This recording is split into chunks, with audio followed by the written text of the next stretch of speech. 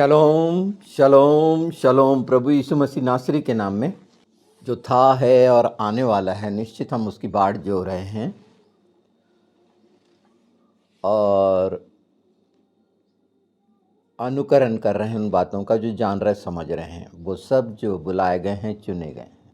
मैं मानता हूं कि सब प्रतीति कर रहे होंगे उन सब बातों पर जो उन्होंने मांगी हैं, और ये जानते हुए कि वो जयवंत से भी बढ़कर जयवंत है।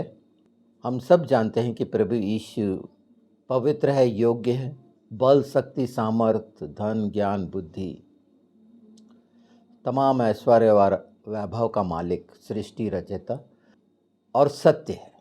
आज के समय में पवित्र आत्मा के द्वारा उभारा जा रहा है नवयुक्तियों को, जो एकदम आखिरी कहला रहे हैं।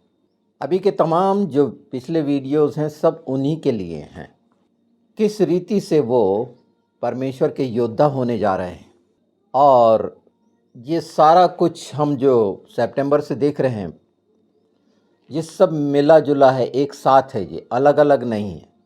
पवित्र आत्मा ने कुछ जगह पर जो ठहराया वो कहलवाया, और अब हम ये ग्रहण के उससे निकल के वहाँ के लिए भी कितना अच्छा बदलाव आत्मिक जगत में, यूएसए में, कनाडा, मैक्सिको में होने जा रहा है, ये भी आप देखेंगे और वो सच्चा होगा। हम लूका 11 अध्याय में जो प्रभु यीशु ने करे वो क्यों किया गया कि हम जाने उस बात को कि वो कितना मुख्य चिन्ह है। अगर हम शुरू से देखते हैं तो चेलों ने कहा हमें प्रार्थना करना सिखा। प्रभु यीशु ने कहा तुम ऐसे कहा करो, और सब बातें बता दी है हमारे पिता से लेकर। उसमें हम क्या कहते हैं, ये हे हमारे पिता प्रार्थना सबसे मुख्य है। और जब हम हे हमारे पिता कहते हैं तो बहुत सारी चीज़ें हमें याद रहनी चाहिए कि हमें वो अधिकार मिला कि हम उसे पिता कह के पुकारें। इस तरह से है इसका संदर्भ समझने का, और इसके लिए एक वीडियो ऑलरेडी पहले से हो चुका है। पर आगे चलते हैं हम इस अध्याय में, तो वो मांगने वाला हिस्सा है जब एक मित्र से मांगा जाता है और वो मना करता है, पर एक हिस्सा रख दिया प्रभु यीशु ने कि उसकी लज्जा के कारण उसे दे। जो मांग रहा है उसको मांगने की लज्जा के कारण ये क्यों बताया जा रहा है, इस पर भी किया है। पर फिर भी मैं एक बार बोलना चाहता हूँ इस संबंध में। जब प्रभु यीशु बोलते हैं कि मुझसे मांगो, तुमने मुझसे कुछ मांगा नहीं, तो जो हम मांग रहे हैं उस लज्जा के कारण वो देगा, वो देना ही है, ये प्रतीति कर लो। ये बहुत आनंद की बात है कि प्रभु यीशु बता रहे हैं कि मांगना निश्चित लज्जा की बात है। और जब तुम मुझसे मांगोगे, वो मित्र ने तो अपना बता दिया, पर मैं ऐसा नहीं हूँ। मैं स्वर्ग में महायाजक हूँ, तुम्हारा बिचौलिया हूँ, और मैं पिता से भी दिलवाऊंगा, मैं भी दूंगा, पवित्र आत्मा से भी करवाऊंगा। पर ध्यान रखिए, मैं उन लोगों की बात कर रहा हूँ जो वाकई में प्रभु यीशु को से प्रेम रखते हैं। वो लोग जो बहुत चतुर बनते हैं, धूर्त हैं, कपटी हैं, जो दुष्ट के हाथ में पड़े हुए हैं, अगर सोचें कि ये फार्मूला चुरा के वो कर लें तो नहीं, ऐसा नहीं। क्योंकि मांगना इतने जल्दी नहीं होता, बहुत जल्दी नहीं कर लेता कोई मांगना, और जिसकी मांगने की आदत है वो बिल्कुल कर लेगा। और ये घटना हो रही है, और वहाँ हमारे सामने 3 बातें रख दी प्रभु यीशु ने। मांगोगे तो बिल्कुल मिल जाएगा, ढूंढोगे तो पा भी लोगे, और खटखटाओगे उन चीज़ों के बारे में तो तुम्हारे लिए खुल जाएगा। पर इन सब बातों के लिए जो मुख्य रुकावट थी उसे दूर करें। हम उससे आगे चलते हैं अध्याय में। तो जो सबसे ज़्यादा इन चीज़ों को रोक रही थी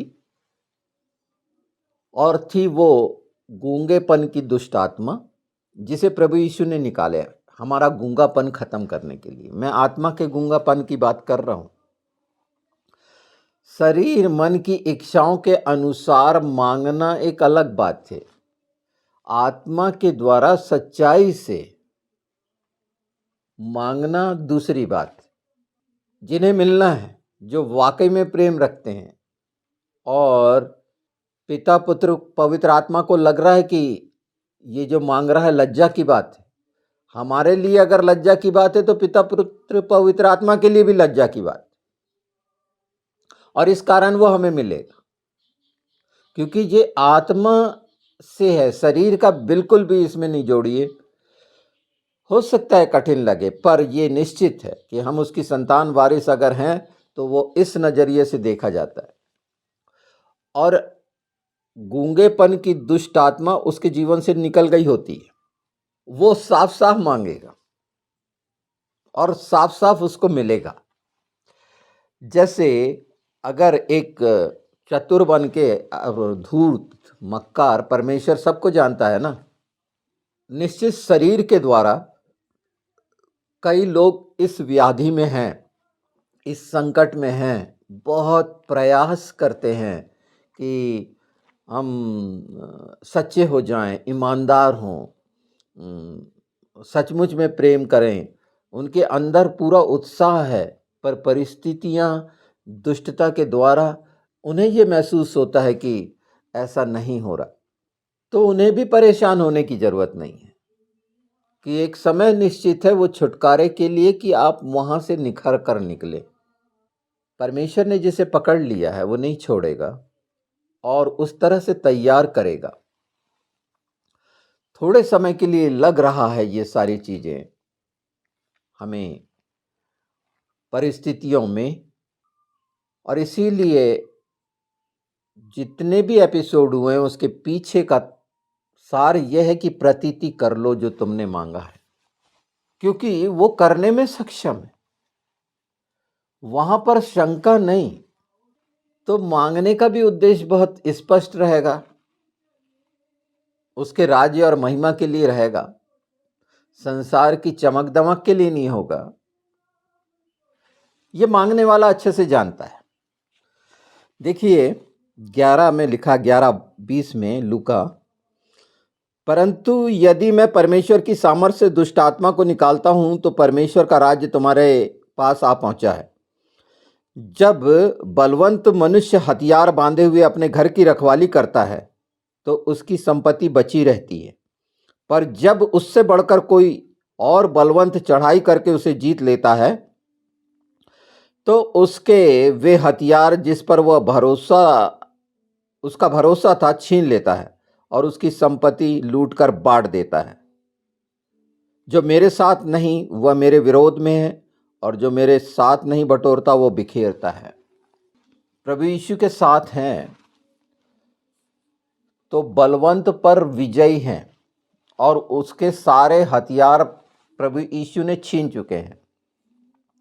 इस पृथ्वी में, संसार में अपने लिए, खुद के लिए अगर हम उन हथियारों के साथ रखवाली नहीं करते जो हमें मिल चुके हैं, इफिसियों 6 में देखेंगे पूरा, बल्कि स्पिरिचुअल वारफेयर में परमेश्वर के तीरों के बारे में जाना है, उसके फरसे के बारे में जाना है, उसके हथौड़े के बारे में, उसकी तलवार के बारे में, उसकी आग के बारे में, उसके बवंडर तूफान के बारे में, उसकी वाणी के बारे में। ये सब वो हथियार हैं जो आक्रमण के हैं, आक्रमण करने के हैं, पर इस पर प्रतीति करने के लिए ये हमारे पास होना चाहिए।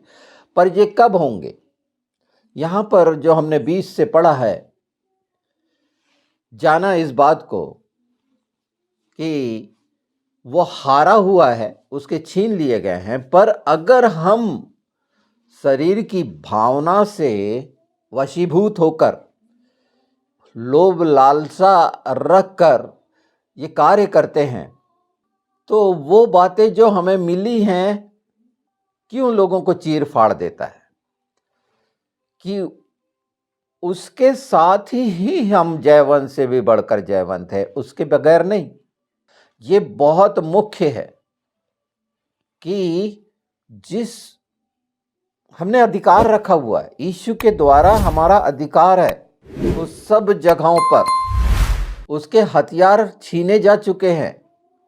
वो जो हथियार इस्तेमाल करता है, हम अपनी लालसाओं के कारण उसे दे देते हैं, और वो बलशाली होकर फिर रौंदता रगड़ता है उन मनुष्यों को जो लालसा और इन बातों के दास होकर संसार के, और परमेश्वर जिसको बढ़ाए, परमेश्वर ने हर किसी को घूरा बोलते हैं ना, वो गंदगी में से निकाल के खड़ा किया। ये हर कोई जो प्रभु का जन है और आपके सामने है, वो घूरे से निकला है, वो सत्यानाश के गड्ढे से निकला है, वो स्वर्ग से नहीं टपका है।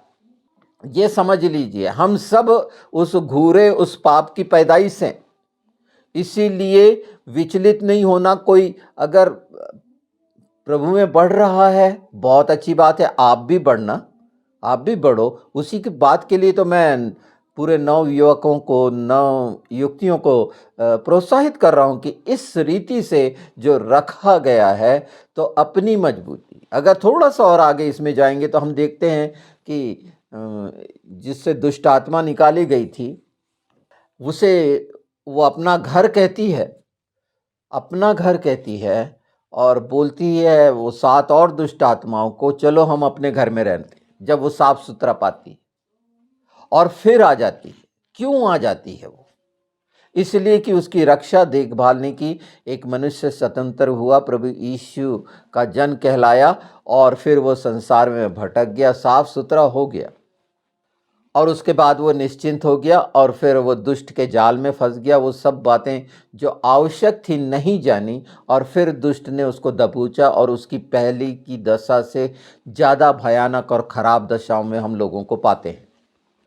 तो ये सचेत करना, इसको चेताना, ये था मुख्य एक छोटा सा हिस्सा जो सबसे ज़्यादा महत्वपूर्ण है।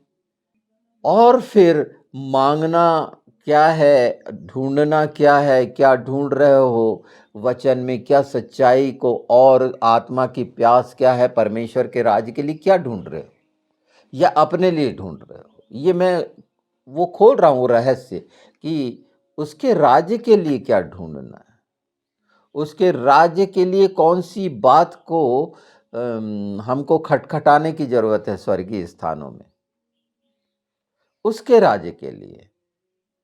क्योंकि पिता, पुत्र, पवित्र आत्मा तो हमारे साथ हैं, फिर इसके अलावा हमको क्या आवश्यकता है कि हम व्यर्थ की उन चीज़ों में। और लज्जा का खूबसूरत उदाहरण आपने देखे, वो मांगने के पहले हमें देता है। अगर हमें ये समझ नहीं है कि वो हमें मिल चुका है, तो नाबालिगों में आ गए। और अगर हम मांग रहे हैं तो वो हमें लज्जित होने नहीं देता। इसलिए कहा गया है कि मनुष्य से अपेक्षा रखोगे तो लज्जित होगे, पर वो हमें लज्जित होने नहीं देता। उसके साथ लज्जा के कारण बहुत सारे हैं। यहाँ वो लड़ाई जिसकी शुरू हो चुकी है, अब उन स्थानों के चिन्ह और सब बातें देख रहे हैं। एक नया समय जो निशान का ये महीना है, नया साल कहलाता है। और आज से 10वें दिन नया साल बाइबल में बहुत स्पष्ट है। यहूदियों के हिसाब से तीसरी 7वें महीने को कहा गया है। पर जब निकल रहे थे मिस्र से, और वहाँ मूसा को जब बताया गया, और ये बातें बताई गई हैं, एजकेल 40 भी देखेंगे तो उसमें भी ये बातें एजकेल के द्वारा, यिर्मयाह के द्वारा प्रकट हैं कि ये पहला महीना का जो आज तीसरा दिन है, तीसरा निशान का तीसरा दिन, तो 10वें निशान को मेमना लिया गया था, फसह का मेमना जो लिया गया, और 14वें दिन फसह का पर्व हुआ, छुटकारे का पर्व हुआ। हाँ, ये गैग्रियन महीने के अनुसार हमने जो पुनरुत्थान दिवस और गुड फ्राइडे और पाम संडे मना लिए, पर परमेश्वर के समय के अनुसार, ये यहूदियों के समय के अनुसार नहीं। यहूदी 7वें महीने को जो तीसरी का है, जो सितंबर होता है, उसे मानते हैं। तो वो गलत नहीं मानते हैं, ऐसा भी नहीं, उसको वो पहला महीना मानते हैं, क्योंकि वो उस बात के अनुसार है जहाँ पर नरसिंहों का पर्व है, तुरी फूके जाने का पर्व वहाँ से शुरू होता है वो। तो इन चीज़ों को जान लेना इसलिए आवश्यक है कि वो सच्चाइयाँ जो स्पष्ट हैं और वचन में दिखती हैं, हमें उसके अनुसार करना चाहिए। और हमने 1:14 को नहीं छोड़ा है उत्पत्ति, जिसमें समय, और इसीलिए हम साथ साथ चल रहे हैं कि पवित्र आत्मा इसमें और भी कई चीज़ों के ऐसे प्रगटीकरण हैं। तो अपने साफ सुथरा घर की रक्षा करिए, क्योंकि वो 7 दुष्ट आत्माएं, वो सारी चीज़ें हर जगह तैयार हैं कि उसका घर ना बनने दें, बल्कि पवित्र आत्मा का ये घर है। जब हम कहते हैं तो उसे बने रहने दें, और सचमुच में पवित्र आत्मा का घर हो, आत्मा के द्वारा ही है। ये शरीर पवित्र आत्मा का घर हो सकता है, ये धोने मांजने से नहीं हो सकता। 11 में कहा गया है फरीसियों को कि ऊपर ऊपर मांज से धोते हो, अंदर से बदल लो। तो ये सारी चीज़ें लूका 11 में। तो क्या सिर्फ लूका 11 इतना महत्वपूर्ण? नहीं, पूरा पवित्र शास्त्र के प्रत्येक अध्याय और प्रत्येक पद बहुत महत्वपूर्ण है। क्योंकि वो वचन है, यीशु है, सच है। वो बात करता है, बताता है हमें, ये सारी सिचुएशन के लिए तैयार करता है, आने वाले समय के लिए जो तैयारी वचन के द्वारा होती है, और प्रेरणा हमें पवित्र आत्मा से मिलती है। तो ये सब बीत गया, पुराना जो बीतना है, ये सारा चीज़ खत्म होना है। सच्चाई की वो बातें जिसका सचमुच में हर कोई जानना चाहता है, और हर शब्द का एप्रोप्रिएट, बिल्कुल परफेक्ट मीनिंग जानना चाहता है, और वो उसका अधिकार है कि वो जाने। ऐसे लोग निकल रहे हैं जो वाकई में उस सच्चाई, जो आत्मा की सच्चाई, जो ज्ञान से अलग है, आत्मा की उन्नति है के लिए है, स्वर्गीय स्थानों के लिए है। ये सच्चाइयां जब हमारे जीवन में होंगी तो हमारे निवेदन प्रार्थना भी उसके अनुरूप होंगे। और वो सब चीजें जो हमें नहीं दिखती हैं, और ये परमेश्वर के राज्य की पूरी बात है, और ये आप अपनी आंखों से होते हुए देखेंगे, जिन्हें समझा भी नहीं था आपने। और वो तमाम कमियां दूर होंगी अगर आप उसकी अधीनता में हैं, और ये मानते हैं कि हमारा सर्वशक्तिमान परमेश्वर प्रभु यीशु की अधीनता में सब कुछ है।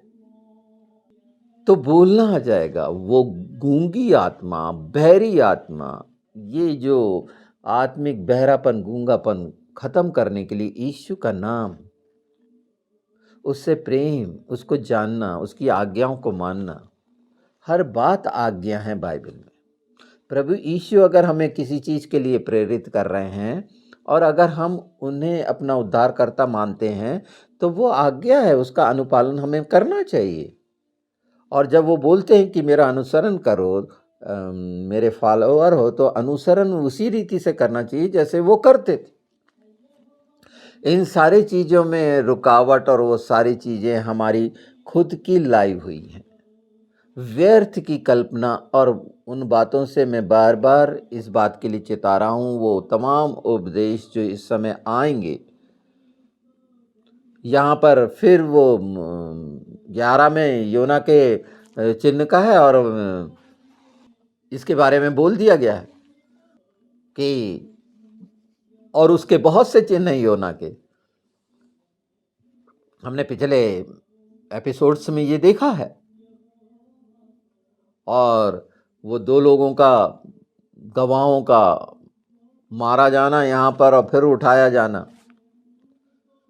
वो सिर्फ इतना ही नहीं है। हमने, और आने वाले समय में प्रभु ने चाहा तो वो जो रेवलेशन, प्रकाशित वाक्य 11 है, हम इसी रीति से कुछ अध्यायों को भी साफ साफ करेंगे, उसका जो सार है उन सब के लिए, कि जो कठिनाइयाँ बनी हुई हों वो समाप्त होंगी, और ये हिस्से उसके साथ बटोरने के लिए बन जाएंगे, और उसके साथ अर्थात प्रभु यीशु के साथ फिर वो सारे प्रश्न शंकाओं का समाधान हो जाना है।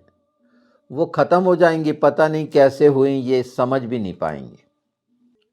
तो ऐसे छोटे छोटे हम अब अध्याय पूरे करेंगे, पर पिछली चीज़ें, पिछले एपिसोड्स देखना जरूरी है और उन्हें अच्छे से समझिए, ज्ञान की दृष्टि से नहीं।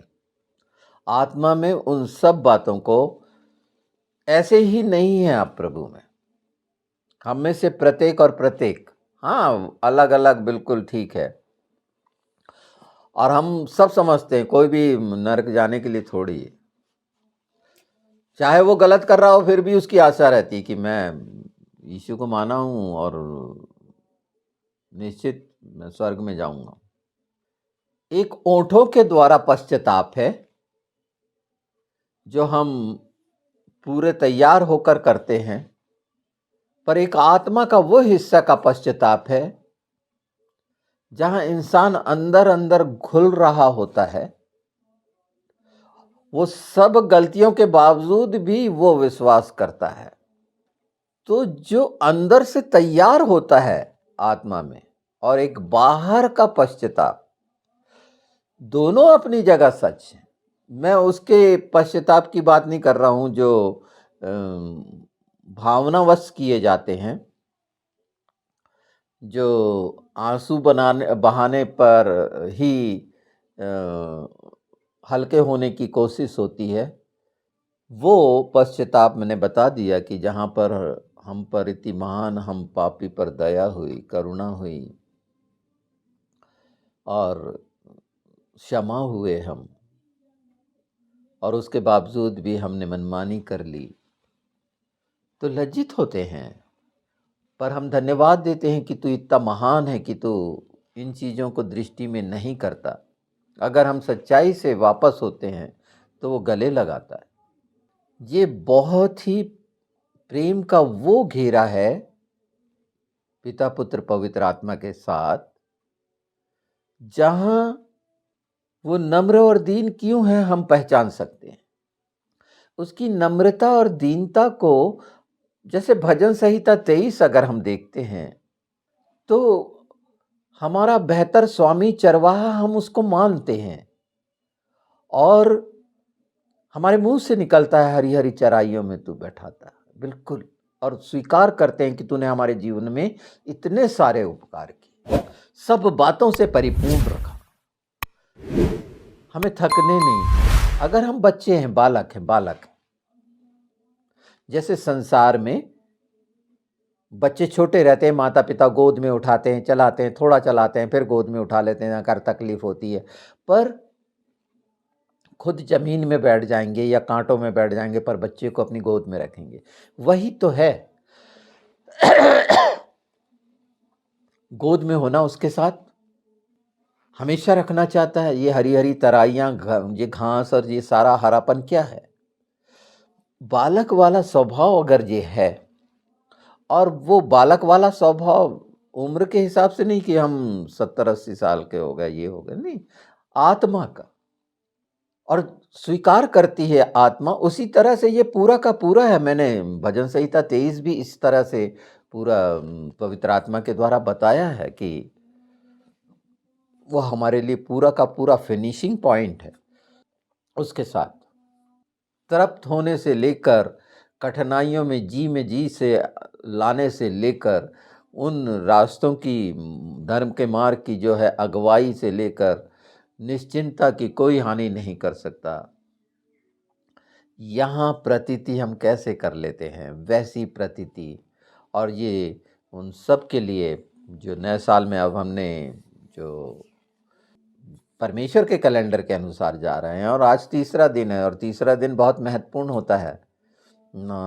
3 दिन, तीसरे दिन जो बाइबल जानते हैं, समझते हैं प्रभु के हैं, उसके महत्व को जानते हैं, और वो महत्व आप सबके जीवन में पूरा हो यीशु के नाम में, कि जो किसी तरह से तकलीफ में, मरेपन में हैं, वो जीवित हों, तकलीफ़ों में हैं तो उससे निकलें, जो गिरे पड़े हैं वो खड़े हों, आनंद करें, शांति पाएँ, जो वो दे गया है वो लें और तैयारी करें।